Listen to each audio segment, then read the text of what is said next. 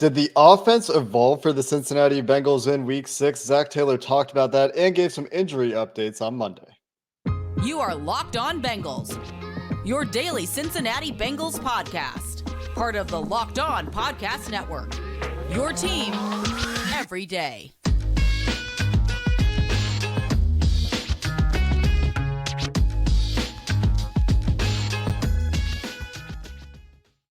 What up, Bengals fans, and welcome to another episode of the Locked On Bengals podcast. I'm your host, Jake Liscow. He's your host, James Rapien. Together, we're part of the Locked On Podcast Network, covering your Cincinnati Bengals every day, free and available everywhere you get your podcasts and on YouTube. We appreciate everybody who subscribes. If you don't subscribe on YouTube, if you don't follow on the audio platform of choice, and you like what we do here on Locked On Bengals, hit those buttons, and you might find that making us your first listen gives you all the water cooler ammo you need at work, and it's generally a good idea. I recommend it. Today, we're going to get into Zach Taylor's comments on the Cincinnati Bengals offense after it looked very different in week 6. And you know what, James? We've been talking about this offense all year, obviously. It hasn't been the elite 30-point-a-game offense, although they have now crossed that plateau. They've yeah, baby. Box yeah, off. they did. Actually, Jake, real quick, they got to 30. Woo! All right, there we go. People have been missing that. Had to. So for the YouTube commenter specifically that yesterday asked for us to start exclaiming at the beginning of videos, there you go. There we go, baby. There we go. Back. 30 points. And they've done 27 twice. So in 3 out of their last 4 games, or 3 wins in their last 4 games, 27, 27, 30. That's an average of what, like 28 or something? Quick math. I don't know. 28, yeah. It's pretty solid though, right? And even against the Ravens in the second half, they only had those 2 big possessions. They had the awful goal line sequence. I know they started really badly, but I was looking today, James, and from weeks 2 to 6, you throw out that week 1 game, DVOA, EPA per play, CPOE, all these acronyms that try to be predictive of offense or predictive of team success, more than just win-loss record, more than just passing yards, more than just passing touchdowns, more than the score of the game. They all think the Bengals are actually pretty good. You throw out that week 1 game. I know you can't throw out the week 1 game, but I think that was an aberration, right? And despite our consternation and stress and how it hasn't been pretty, the underlying numbers have actually really liked this team. And I find that to be interesting and a little bit surprising. And another note on this before we get into the evolution of the offense that was very discernible and observable on tape on week 6 is the expected scores that Kevin Cole does, PFF analyst, data scientist. The Bengals are 6-0 in his expected scores. And so what that's saying is essentially that in similar games from like a yards gain, turnover perspective, the Bengals would be expected to have won every game they've played this year. Even week 1, obviously, like missed extra point, missed field goal, they should have won that game. Even week 2, 20-17 Cowboys walk off. The analytics and these underlying things that are not necessarily lining up with the eye test, that are trying to be predictive, to look at things that maybe we're not noticing, to isolate trends that maybe aren't apparent, are all somewhat more bullish on the Bengals and their 3-3 record would have you believe. And I just found that to be really surprising, James, because it doesn't strictly line up with the eye test, although there have been certainly signs of life for this offense going all the way back to week 3 at this point. And we're starting to see these slow improvements accumulate into what we saw against the Saints. And so that's the reason, along with the eye test, obviously what we saw, and we'll dive into the changes they made on offense, like you mentioned, but that's just another reason why you can be hopeful that maybe and I said this multiple times last week. In fact, our listeners probably got sick of me saying it. I think they're going to turn a corner, but when do they turn that corner? Right. And it feels like, oh, well, maybe they did turn it. And we're witnessing them go around the corner of teams, which, as you pointed out on Twitter on Monday, there's plenty of teams in this league. And how it feels. Maybe become, and you're right, and maybe becoming a good team. And maybe more than that, right? I don't want to go too crazy here, but the offense is a big part of that. So when you mention these different metrics and it lines up with, oh, well, maybe things weren't as bad as we thought, and they continue to improve and go in the right direction, and maybe they will figure it out. And I think the comparison, especially after week 5 in that ugly loss to the Ravens, was okay. Can you be the Chiefs where they figured it out last year? And people said, oh, the NFL has figured out Patrick Mahomes. And it was really just an outlier stretch for the 2-3 Chiefs because they were in the AFC title game and had an 18-point lead. But we knew that, right? And so that's what you're hoping for this Bengals team. And at least this week, they showed it, and they showed it with a bunch of changes that I think we should talk about right now. Yeah, and I don't want to go so far as to claim that this is the new reasonable, this is what's going to happen every week, because we don't know yet. We don't know what the outlier is yet, I would say. But like I said last week, when they lost the game and only scored 17 points, and I was sitting here talking about their reasons for optimism on this offense. When you watch the tape, yeah, they burned 4 drives. You can't do that. That's really bad. Absolutely true. Not something I'm glossing over, but there were reasons for me to think that things would continue to improve. And that was the preponderance of RPOs that were built into their running game, and moving the running game into shotgun and having success there. And what did we see against the Saints? We talked about it yesterday. A game plan focused on the shotgun. All of their plays outside of a QB sneak and a QB kneel out of the shotgun. The running game still successful out of the shotgun when they did hand the ball off to Joe Mixon, who continues to play much better the last 2 weeks than he had in the first 4 weeks of the season. But the other big thing that they continue to build on, and they did build on last week, you remember me saying, this is something that I hope they build on. I hope they build concepts on top of this, was around the RPO stuff and around the play action game out of the shotgun. And you saw more of that this week. You saw Joe Burrow. A lot of the quick game, according to Zach Taylor, was Joe Burrow taking a running play, a called running play that they have packaged. And it's an RPO, it's a package play, whatever you want to call it, based on numbers or alignment. Joe Burrow can say, you know what, I'm not going to hand the ball off. I'm going to throw it quickly to Tyler Boyd because the corner in quarters is playing outside leverage or something like that. And I know Tyler Boyd's going to win inside really quickly. That's free yards. And Joe Burrow is going to see that and take it. And the way you can tell, by the way, if you're wondering, is this a called run play? Is this a play action play? Is this, what is it? You can just watch the offensive line. The offensive line gets downhill and starts run blocking, which you'll see they're doing. That's how you know it's a called run, where Joe Burrow has the option to throw a pass. One of the early plays at the screen to Jamar Chase at the beginning of the game. Similar idea. They have a built-in screen with a running play. Yeah, the play that stood out to me, and someone sent the all 22 of it, and someone, I don't want to be too crazy here, someone that is in the know and knows what he's talking about, and I don't want to share too much, but it's not like he's been in the league, put it that way. And he was like, it was the RPO play I mentioned to Boyd. Yeah. And in that one, it's so quick, and Burrow gets it out so fast, and it's unguardable. Like, you cannot, I don't know how you stop that. Well, you don't play the corner and outside leverage, which is actually an adjustment the Saints made. You watch after that, they started pressing the slot in that look, but continue. Yeah. But I'm saying, like, that's an instant way to, one, get Boyd involved. Yeah. Two, get free yards, like you mentioned. And I think it really does. It gets Burrow into a rhythm. And so something that I think Burrow's had to learn is patience. Yeah. And he certainly, I think, was more patient on Sunday. But it's one thing to be patient and just throw it to the running back 72 times, and that sucks. That's the Steelers offense. Right, that sucks. That RPO play for Burrow, you know what that is? That's fun. As a quarterback, that's fun. To get the ball out of your hands that quick, gain whatever it was, 8 yards, you make a cool throw that's borderline sidearmed, and the person I talked to was like, man, this is one of the best – and he might have been a little excited about it, but one of the best RPO throws. It's just so quick and hard to defend.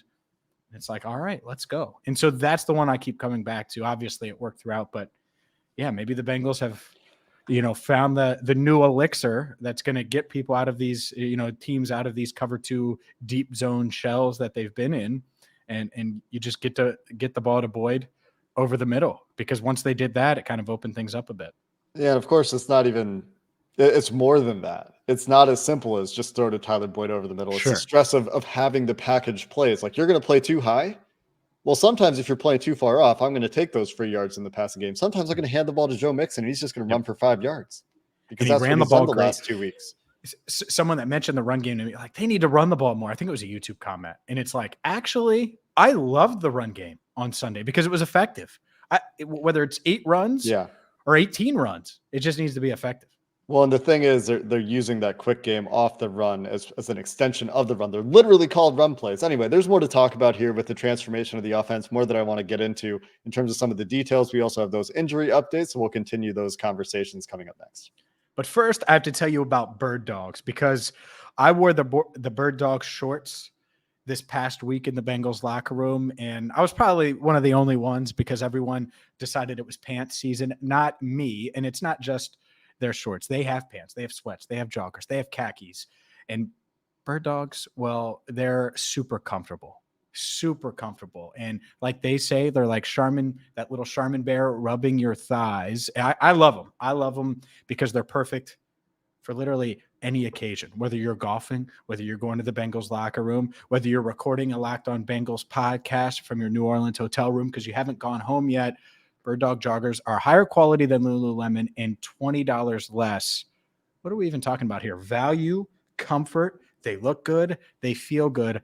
Go buy some Bird Dogs today. Go to birddogs.com. Use promo code Locked On, and they're going to throw in a free Bird Dogs rope hat. That's birddogs.com, promo code Locked On, and boom, a free rope hat with your pair of Bird Dogs. The most comfortable shorts, pants, and sweatpants with built-in liners. You will not take these things off. I promise you with winter. Come and go to birddogs.com right now. Promo code Locked On to get some joggers, shorts, and khakis today. We're also brought to you today by LinkedIn. And we know how hard it is to hire these days. Workers are picky, jobs are competitive. It's hard to get people that are the right fit for your organization. LinkedIn Jobs is here to help when you have to be 100% certain that you're getting the best candidate you can. You're going to be able to post your jobs for free at LinkedIn Jobs, and you're going to get access to more applicants than you'll find anywhere else. Simple tools, screening questions can be built into the application. It's going to make it easy to focus on candidates with the right match for your organization and experience. You can quickly prioritize who you'd like to interview, who you'd like to hire. And that's why small businesses, especially if you're a small business owner and you need these tools, right? LinkedIn Jobs #1 in delivering quality hires versus leading competitors. LinkedIn Jobs helps you find the qualified candidates you want to talk to faster. Post your job for free at linkedin.com/lockedonnfl. That's linkedin.com/lockedonnfl to post your job for free. Terms and conditions apply. Jake, let's continue and dive into some of the unfortunate injuries that the Bengals are dealing with right now. And let's start with 55, double nickel, Logan Wilson. Certainly was the ugliest one of the group. And he was down on the field for quite some time. That right shoulder injury, it was obviously a surgically repaired right shoulder that he underwent earlier this year. Certainly it was after the Super Bowl, but he was down on the ground for a while, was able to move off under his own power. Zach Taylor offered an update on Monday saying that they were hopeful that it was week to week for Logan Wilson. So one, he's got to undergo more tests. I don't want to call him week to week because hoping that he's week to week and him being week to week are two very different things. But it appears like there's at least a chance the Bengals could have dodged a big bullet when it comes to Wilson. And, maybe he could return in after missing a game or two, which I think is a win considering how it looked and given the fact that was a shoulder that he had already had problems with in the past. Yeah, he's been really good this year, and losing him would not be great. They're starting to accumulate injuries a little bit on the defensive side of the ball. DJ Reader was on the rehab field last week. We've talked about that a few times, but there's not a real update there. Zach Taylor not really ready to say, yeah, he'll be back, as soon as he's eligible to come back. There's also injuries piling up on the defensive line where Jeff Gunter not getting a ton of playing time, obviously, but dislocated a knee in pregame, had to be carted off.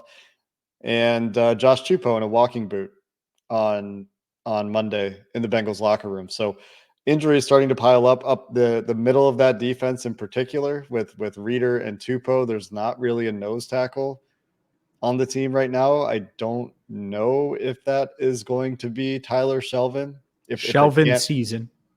if they can't find anybody to add that they like better, it might be Shelvin out of necessity. I will say that Jay Tufele, I thought he played totally fine. I thought he was not great by any means. The defensive line in general, I don't think was great, but I thought he was fine. And I think if you need Jay Tufele to play a little bit more, he played 23 snaps in his season debut. I think that's fine. But, linebacker is the one spot where I feel like they have the depth. Akeem Davis-Gaither in his full action earlier this year was pretty good. He's shown the ability to step in and play some of that true linebacker position. And if they need to do that, that is a loss. But I like their depth there, right? I mean, I like it all the way down to Marcus Bailey. And if Joe Bacci comes back, or you name the backup, Bacci comes back, sorry. That's good depth. And then there's the Dax Hill variable here at linebacker in certain packages where, maybe it gets to a point where they don't feel like they're losing as much to take XYZ linebacker off the field if Logan Wilson is hurt.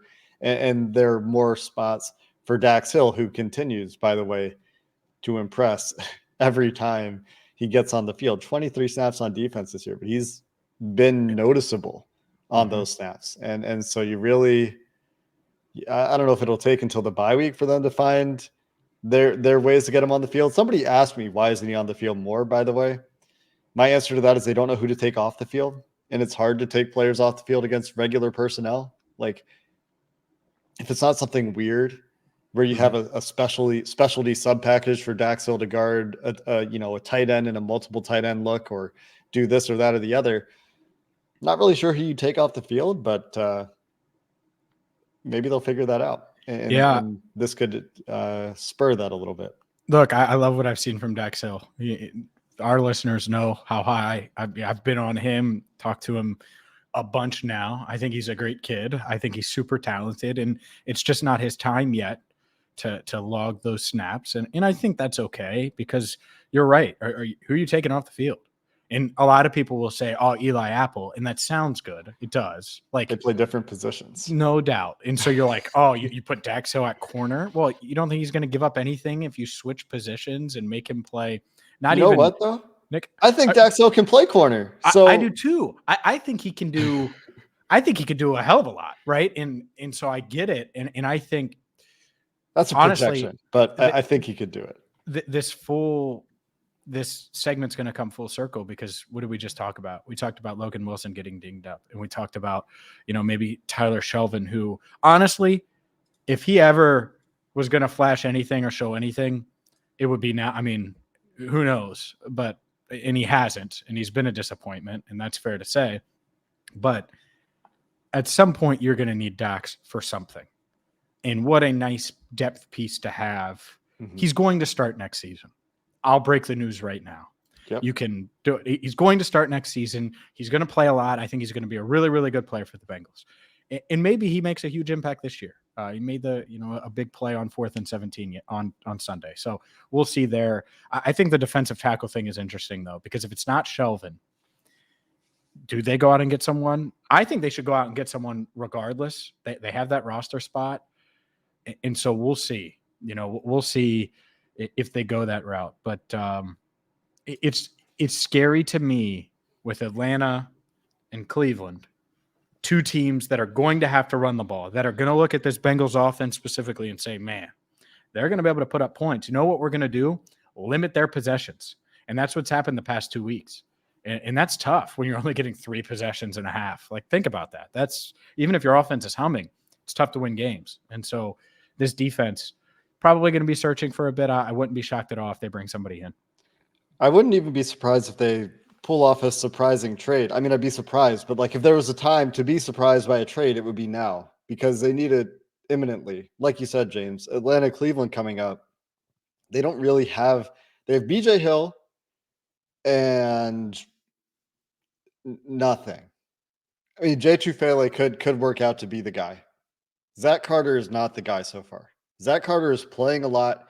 He's trying his best out there. He's a rookie that's coming in after being a 3rd-round pick. He's probably playing more than they hoped they would have to play him. Switch positions. It's changed positions. That's right.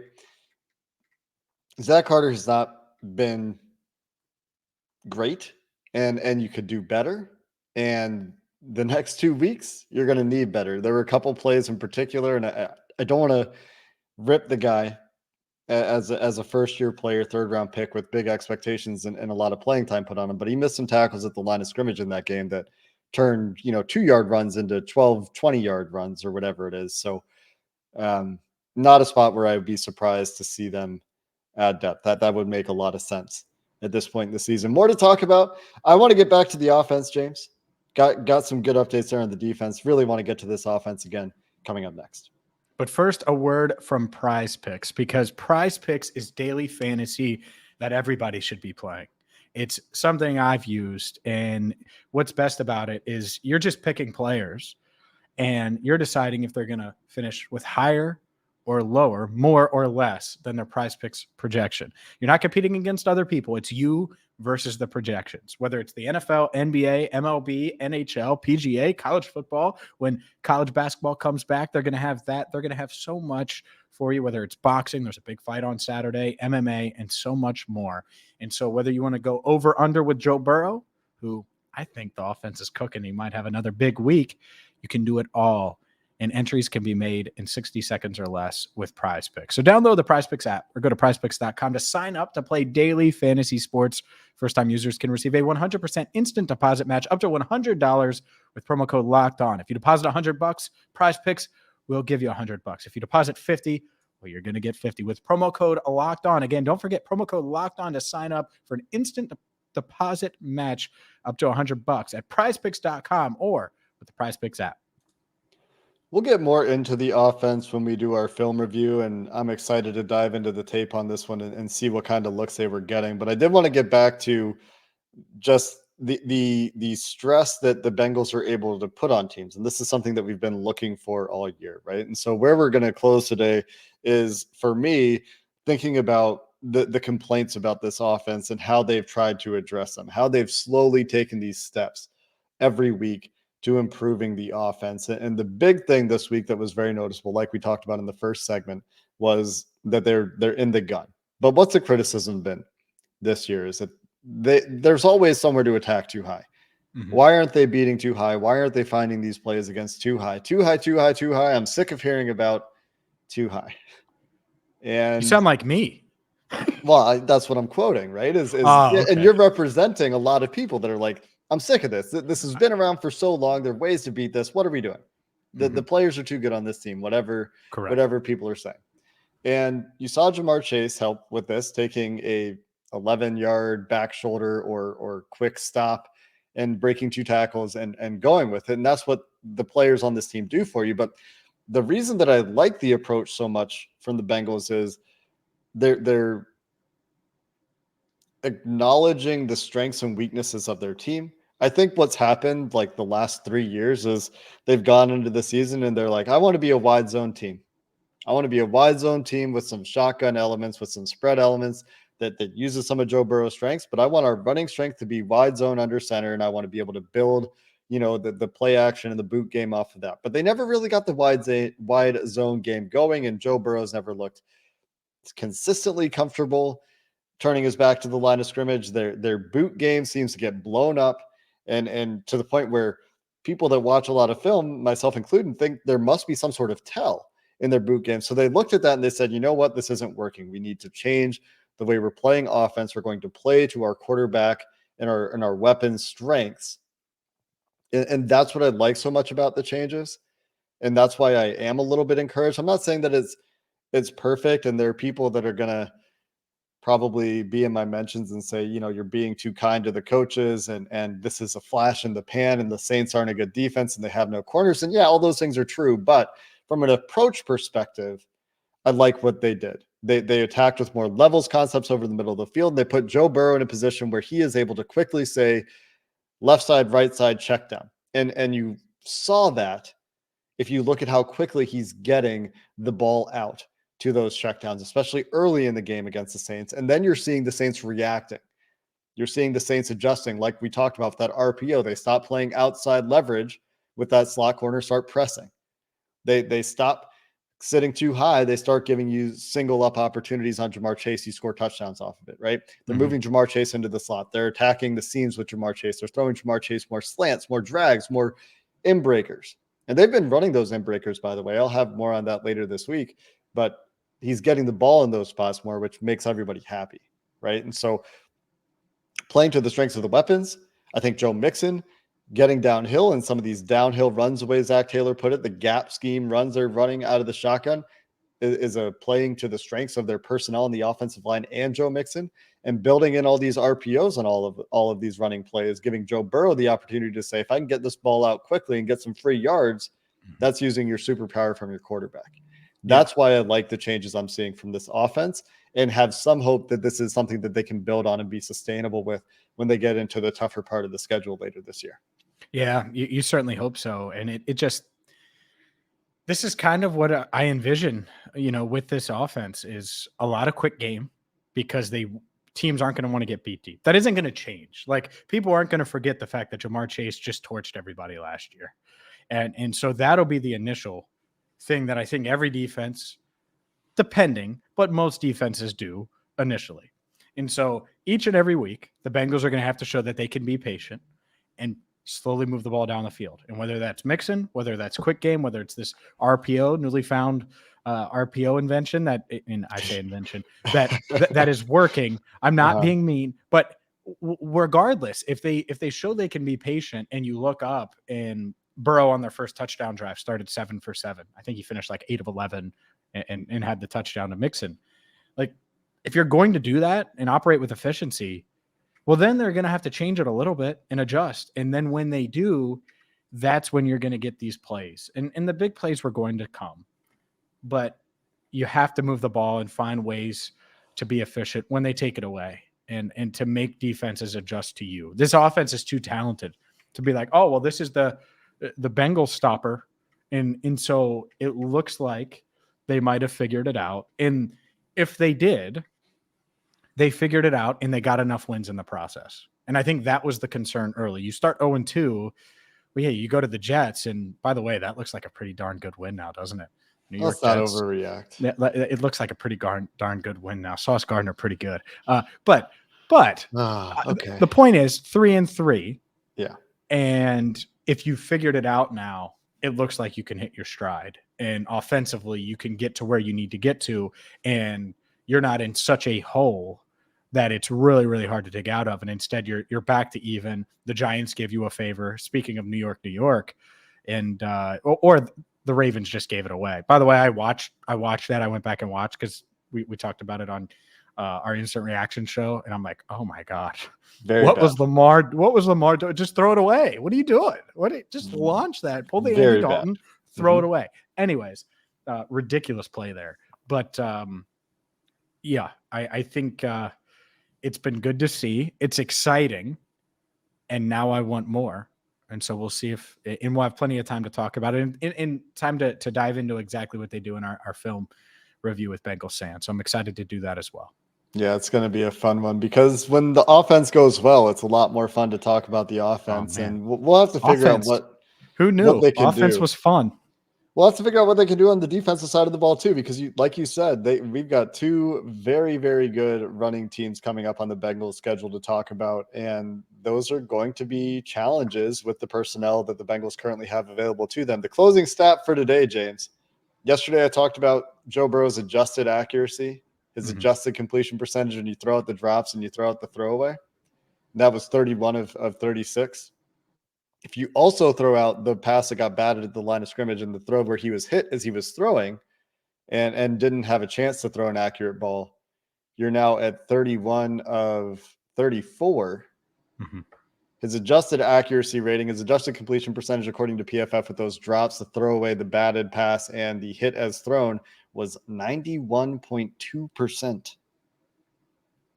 91.2. Insane. Pretty dang good, I would say.